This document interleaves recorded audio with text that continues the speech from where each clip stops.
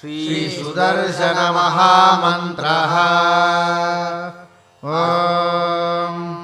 अस्य श्रीसुदर्शनमहामन्त्रस्य अहिर्बुध्न्यो ऋषिः अनुष्टुप्छन्दः श्रीसुदर्शनमहाविष्णुर्देवता रं बीजम् हुं शक्तिः फट् कीलकम् श्रीसुदर्शनप्रसादसिद्ध्यर्थे जपे विनियोगः।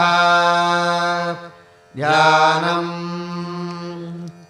शङ्खं चक्रं च चापं परशुमसिमिषं शूलपाशाङ्कुशाग्नीन् बिभ्राणं वज्रकेटौ हलमुसलगदा कुन्तमत्युग्रदंष्ट्रम् ज्वालाकेशं त्रिनेत्रं ज्वलदनलनिभम् हारकेयूरभूषणम्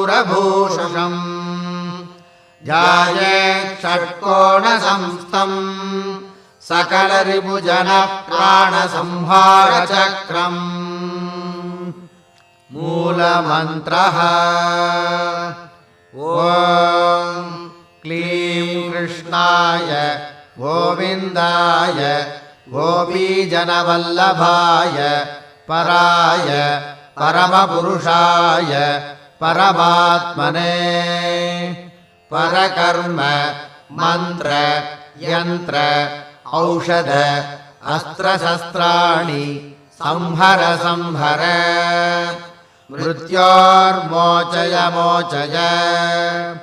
ॐ नमो भगवते महासुदर्शनाय दीप्त्रे ज्वालापरीताय सर्वदिक्शोभनकराय हुंपट्ब्रह्मणे परं ज्योतिषे स्वाहा।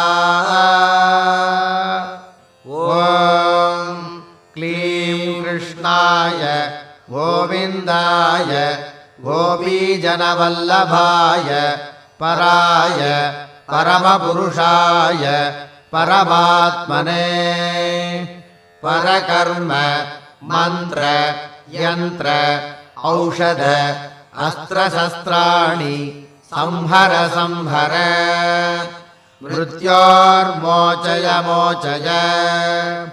ॐ नमो भगवते महासुदर्शनाय दीप्त्रे ज्वालापरीताय सर्वदिक्शोभनकराय हुंपट्ब्रह्मणे परं ज्योतिषे स्वाहा। ॐ क्लीं कृष्णाय गोविन्दाय गोपीजनवल्लभाय पराय परमपुरुषाय परमात्मने परकर्म मंत्र यंत्र औषध अस्त्रशस्त्राणि संहर संहर मृत्योर्मोचय मोचय। ॐ नमो भगवते महासुदर्शनाय दीप्त्रे ज्वालापरीताय सर्वदिक्शोभनकराय हुंपट्ब्रह्मणे परं ज्योतिषे स्वाहा। श्रीमहालक्ष्मी मंत्रः। ॐ